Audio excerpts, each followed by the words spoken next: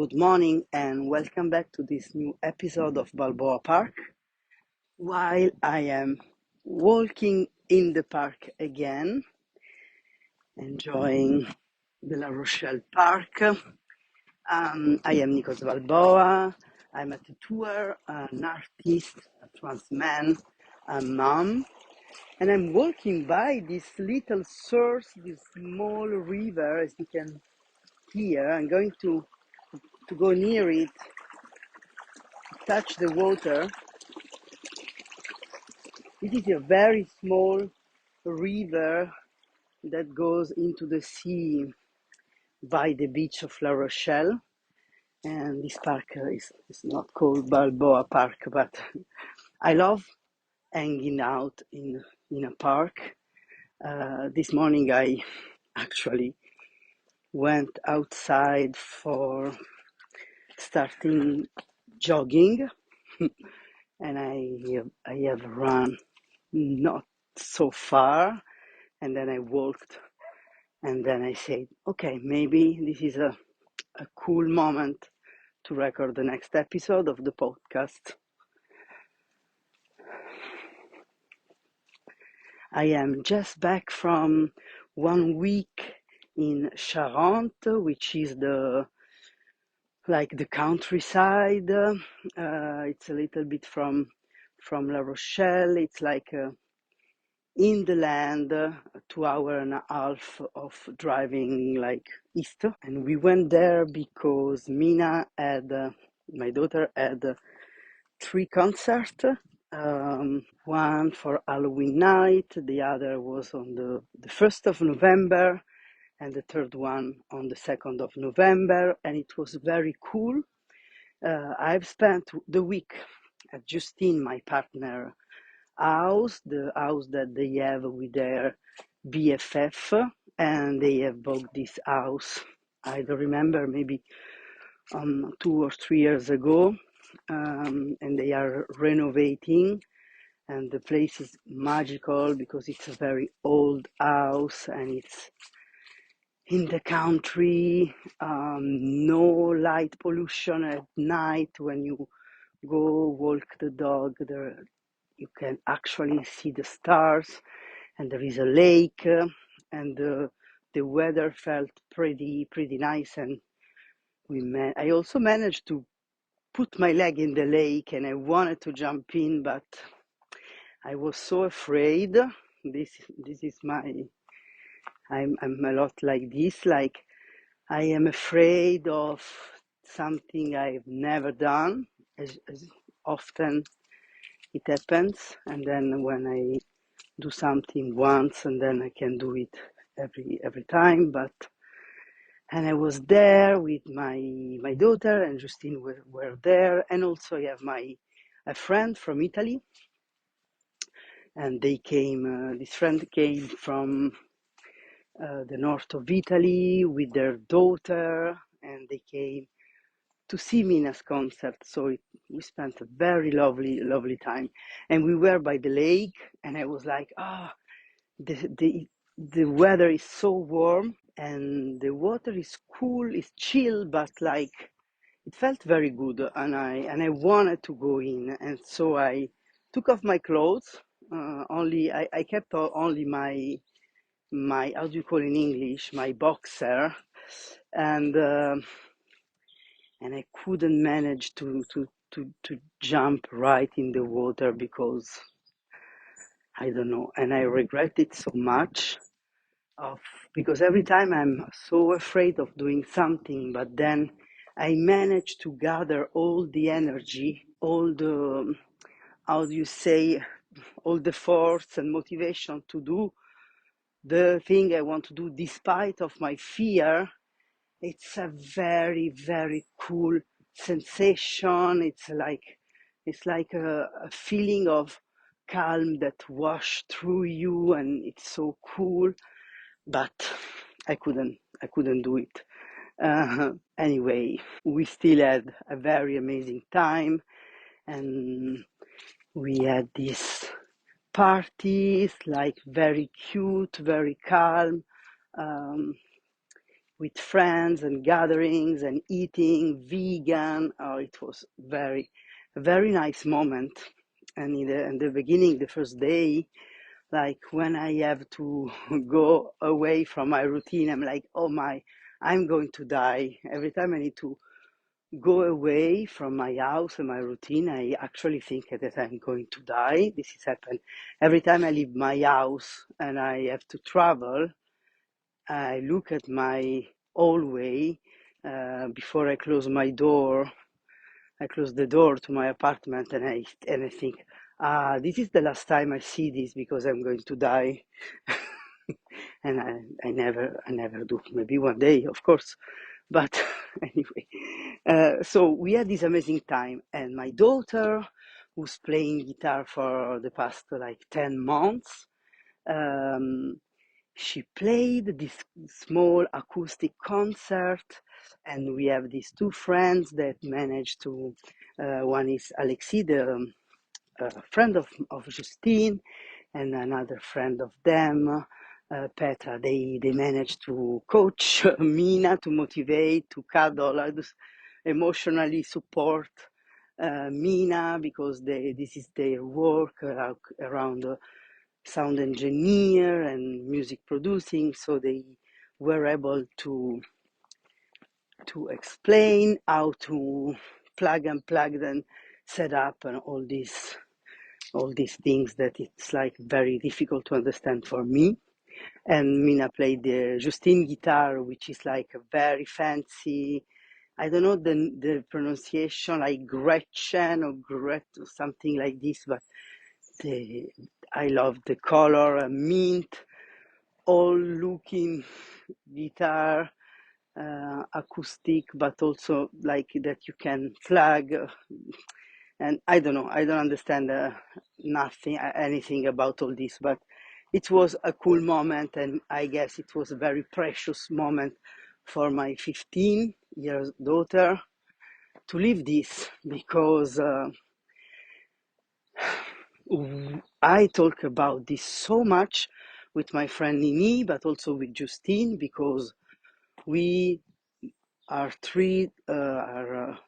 me and Justine, we are lovers, but in a way, we are all friends, and we have an artistic practice, and we manage to pay our bills, trying to have a profitable art career, and at least we are committed to make our art making, like not selling out what we do, but in the meantime being professional enough. But maybe this will be a nice theme of the podcast, because I don't know you, but on my side, even though my family, I must tell, they were always very happy to see my drawing. They were very happy to see when I do a book. My parents buy my book, so even when I was young and I would do an exhibition or something like this, they would often be there and support this. But being from a different generation, I could feel, but I could also hear, because they also told me this, what I'm about to say, so much when I was a teenager. Like I could feel and know that being an artist wasn't seen as a career choice, as a main, pay your bill choice. And so it was always like, yeah, you want to draw, but maybe you don't go to art school. Maybe you do real studies, to do a real job, to pay your bills. And then, in the meantime, in the spare time, you can be an artist. But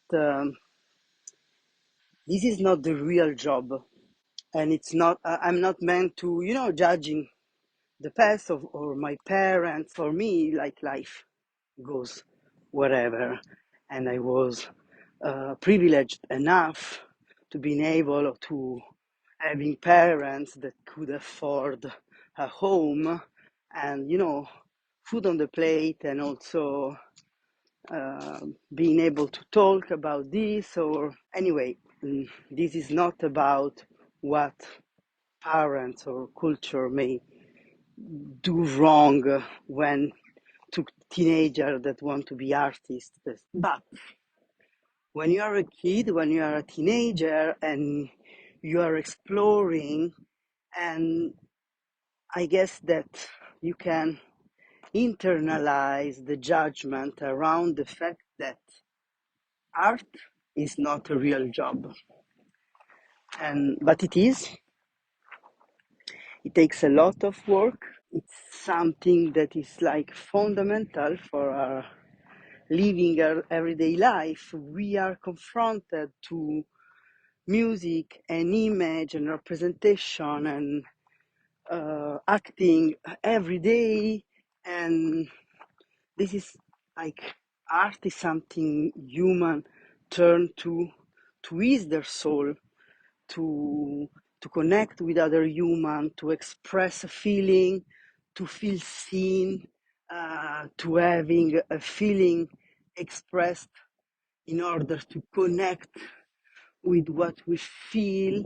I guess that the making art and looking at art, and it's like the way of connecting the soul, the human experience, because we are, I'm not going into, spiritual or something. We are human, we are here, even if you believe in soul or heaven or reincarnation or whatever, or if you believe that there is nothing more there than this human experience, you can't deny that we are here now on earth, and sometimes life it's very difficult, um, especially on those times, not especially on those times, it has always been difficult for human.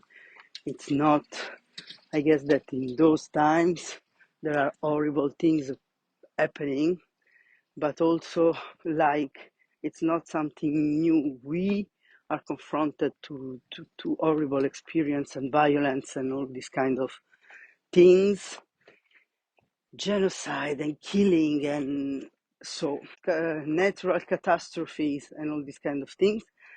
And so we are living this, and it sucks, but also it can be beautiful, and sometimes can be both at the same time. And I guess that art is the way we humans find to be a little bit more godlike in order to connect with other human, despite of the fact that our body is in that moment, in the same moment and space of this other human. You can write a song, and then you can also be dead, but the music carries on and the emotion still arise, and same for image and so on. I was talking about the fact that in my generation, um, building up, catching up the fears from my parents, that they catch them from their parents and so on. I always talk with my friend Nini and my partner Justine that we had this internalized judgment of, in a moment, even though our art making is cool and is also, if it's going well, we are not doing a real job. We are not doing the money we earn, for example, with selling a painting doesn't count, because I loved doing this, and the real money, comes from the real job that probably I hate going in the morning, and of course I'm not judging who's doing any other work, any other job. I'm not judging this. I'm just talking about the picking up of the concept that I do drawings, I love doing this can't be my job. I need to have a backup plan, even though I'm 45, um, and it's like this, and it takes a lot of work to undo this, and probably, of course, probably if you are like a genius or a prodigy that at 20 you are multimillionaire or exhibiting your work, I don't know, in museum, maybe this concept of art not being a real work crumble down very fast because life it's very different, maybe. And even though even this I'm not sure, I maybe we should talk to listen the podcast to somebody, someone who have had made it as an artist at 20, being multimillionaire, and does this feeling of doing something that matter, does this goes away or not? Anyway, but for me, it's like this. So, when my daughter past January showed me, because, okay, a little bit of a side quest here, but it's just a flashback, because we are in 2024, it's November, and last summer we were in Italy at my sister's house, while my sister were by the sea with their family, and we were at her house guarding the cats and enjoying Rome in August with my daughter, which we enjoyed so much, and we we had a very cool time. We was tourist. I was a tourist in my hometown, but it was very hot, so we never went out like during lunch break because it was too hot. And at home there were this guitar, an acoustic studio guitar, very old and very basic. I guess it comes from the 70 or 80, and it's a guitar that my uncle gave to me when I was at the high school in high school in the 90s. And at that time I was discovering Ozzy Osbourne and Metallica and those kind of bands, and I wanted to play guitar, but I wasn't very talented, even though we know that the talent is just putting more time than allowed, a little bit more time than the average, on something, because you love to do it, and then this make the fact that you are driven to towards something.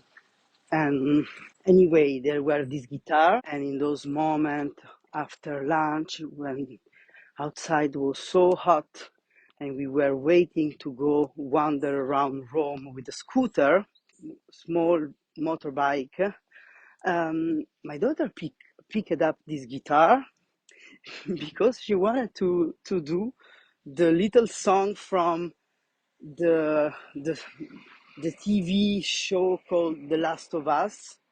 It's a little bit of a soul of guitar, and so she stayed there hours and hours doing three notes in a row. And she had I still have pictures. I'm going to put them uh, in the mail version of this podcast that you can check out on my Substack. And she had the style. She put on like the glasses and with the Vans slides. It was so cute. And she did this for like 1 month, three notes for 1 month. And then um, holidays were over, and we went back to France. And I have a guitar. I have an acoustic guitar because during the years, also I have an acoustic guitar also in La Rochelle, because during the years I have always had this try to learn, but and when my daughter was like 3 or between 3 and 5 years old, I have managed to learn some chords to do basic Disney songs like Let It Go, or maybe a Winnie the Pooh song or something like this. And we often went to the park, this very same park where I'm and we had picnics, and I would play those songs and she would sing, and it was fun. So I said to her, if you want to continue playing those three notes for The Last of Us, knows that there is this. And she already was playing drums. She plays the drums with a professor. And so I gave her the guitar, and I said, look, I have also a guitar stand. You can put the guitar here if you want. If you like it, it's yours. And I love this guitar, and I'm very happy that it's yours now. And then in January, so not even a year ago, she came to me and she showed me a video of her playing. She recorded herself. She set up her room, and she set up her hair, and wearing Taylor Swift cardigan. She has the cardigan from Taylor Swift. If you know what I'm talking about, you know. If you don't, you're not enough of a Swiftie. Anyway, it's a fake one. It's not the original one. It's not like the best material or something, but it's the same, just not the same budget. And so she came to me and she showed me this video of her covering Betty by Taylor Swift, of course, and with the setup and the playing, and it was so cool. And I was like, what? How did you manage to go from three notes from The Last of Us to this? And it was so cute. And she entered in this, like, enjoying her self-taught guitar playing, because and I said to her, do you want to take classes to nurture this passion? And she said, no, I don't, because I already have drum class in which I have homework, and it's stressful to go maybe to class that when I didn't practice the homework. But she said, I don't want to be pressured to have another school-like activity. I just want to enjoy this. And so in those months, she discovered on YouTube this girl called Nina Shelby. I want to quote her because she's very cool young girl. I guess she must be maybe 20 or maybe 26, but I guess she's very young, and she gives tutorial on YouTube, all Taylor Swift guitar patterns and how to play them. And so Mina got very fond of this, and also like in the summer, Nina Shelby stopped doing those kind of classes on YouTube, and she started a Patreon.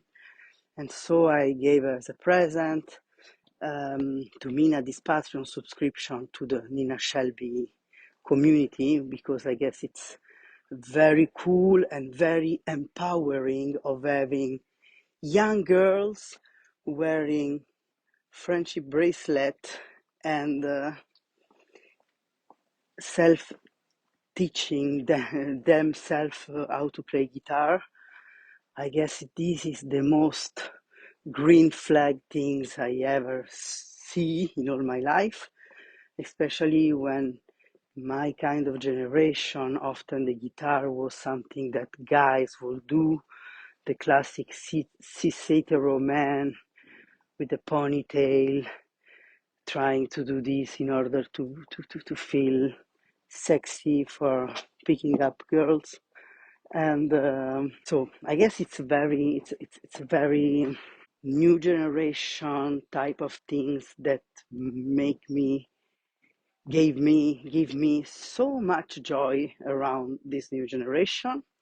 Anyway, so long short story long, Mina started having this passion for the guitar, keeping up with the drums, but playing the more and more and playing at home while I cooks. Maybe you have saw some of those videos uh, on my Instagram.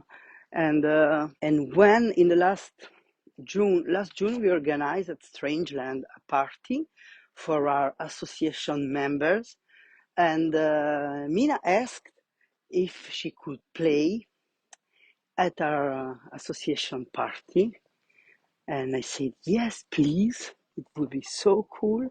She played 4 songs, and it was so cute. And of course, she missed some of the act she had prepared so much. She wanted to do some guitar games or something, and for the stress, she missed some part of this.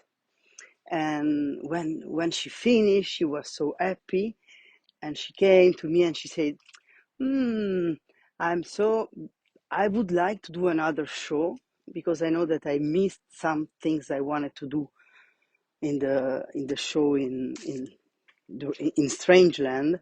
I would like to know if there is some other events in which I can play, find a small spot in which you could play." And so we thought about this with Justine, and we realized that the month of August was like we were supposed to be, and we went the whole month in Rome, so we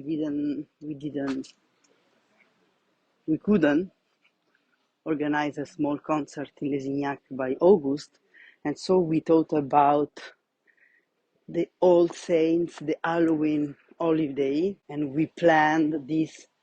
And Justine was the tour manager, because Justine went to those small places and she said, okay, there is Mina that she plays. And so Mina made a little page in which she explained what should we do during a show, the length of the shows, the style, with her picture. And then we also set up a big cartel shop called Mina Plays, of course, bigcartel.com, and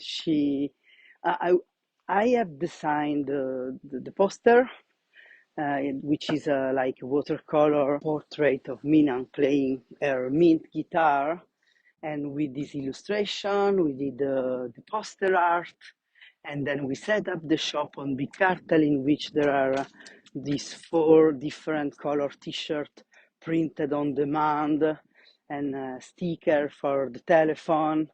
And we also set up a coffee page, the place in which you can give money to the artist, in order so Mina, she could set aside some money for her music passion, because this summer in Rome, at the very same house, my sister's house, there were the guitar, but also a piano.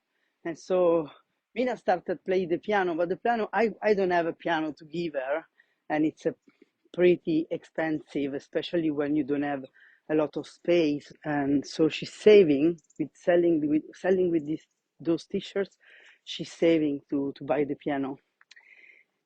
And so it went, all the organization, and so she did the concert. And why am I talking about all this? Because, of course, when you have children, you want to repair things that you think you didn't have, and probably, and no, for sure, you are making other kind of error that you can't see, or otherwise you wouldn't have done those kind of errors, because parents don't want to mess up their child. And of course there are exceptions, but usually parents don't want to mess up their child, don't want their child to suffer, don't want to cause traumas or issues. But we are humans, and we are not like superhero as parents, and we mess up. This is for sure. Anyway, I try as a parent to don't mess up, or to repair what I see that I can repair, you know. What we said with Justine is like, if Mina has this passion, she doesn't have to become Taylor Swift in order to feel respected as an artist. I don't care if she decides to become a musician or even if she wants to do another work and keep music as a hobby. Every possibility is good to me, and I I don't care. I guess it's the term. Like, what I care is like the feeling of enjoyment we can have by doing art. I want her to feel good, and also I want to support this, like, without putting on air this yeah, but what about the real job? What's your real job?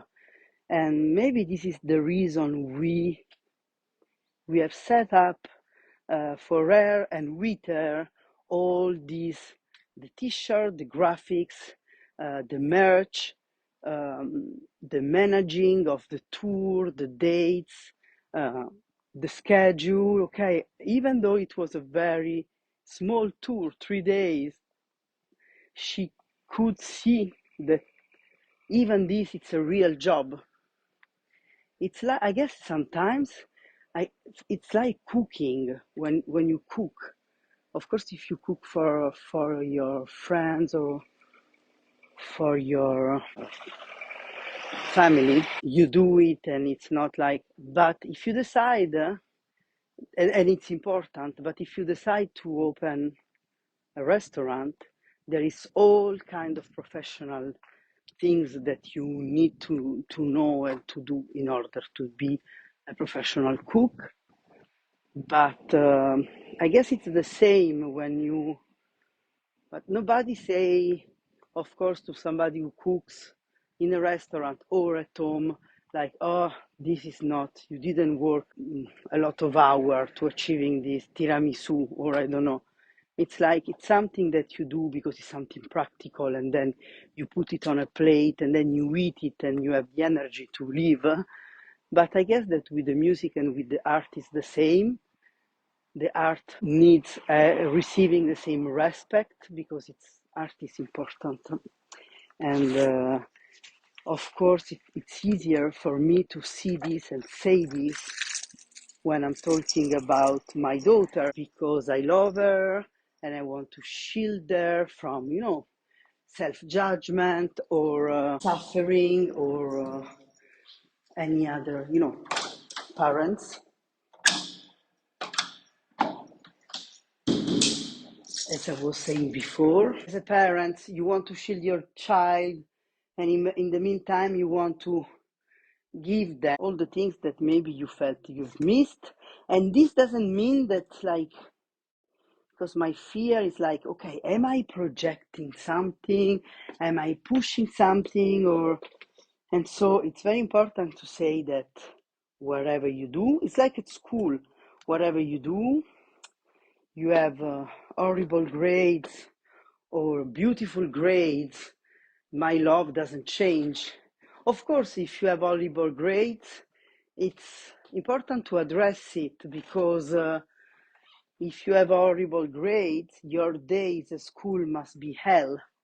There is nothing worse than going to school and knowing you are failing. It's like, why doing this to ourselves? So this is another kind of talk. And I guess that the topic for today is, if you're doing an art work, art job, I'm saying this to you, but I'm saying this also to my younger self. It's very important to respect your work and respecting your creativity, respecting the artwork you do. How does it happen? It happens by believing that this is a real job. And how can you believe it? If you put the work into it. I always say this to a person who used to work with me at Strangeland, a tattooer, a guy that is not a Strangeland anymore, and he had a lot of potential, like very good way of drawings. Like drawings for him, no problem. Like very good hand, and you could draw everything. But then he stopped there because like he couldn't manage to respect his work. So he couldn't manage to project this drawing into a good tattoo. And when the good tattoo happened, he couldn't manage to respect his tattooing, like spending hours tattooing and then taking a bad picture, which with blood or with a very random, stinky, not stinky, but like dirty background from the tattoo session that you can still see in the picture or something like this.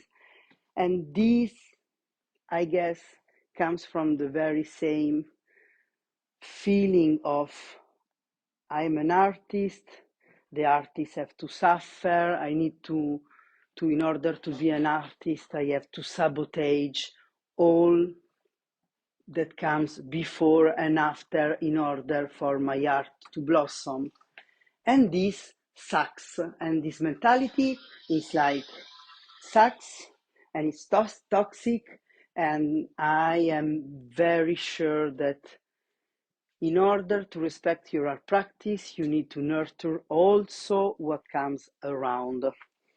And of course, if your parents believed in this and doesn't tell you every time it's not a real job, you're lazy, or other things, uh, it's way more difficult, but it's not impossible. So please listen to me today. I'm telling you, you are an artist, you are valid, your art, what you have to say is valid. Even though you think you have nothing to say with your art production will speak from itself. And it's very important, don't give up. I love you. Thank you for listening. And yeah, if you want to leave a very honest review, like 5 stars on Apple Podcast or Spotify or whatever you're listening to, and also come subscribing to my newsletter on Substack for receiving the podcast in your inbox, but also like other emails with ideas or sometimes also promotion from my merch shop, like discount code or things like this. I hope you have spent a nice moment with me. Talk to you next time. Bye bye.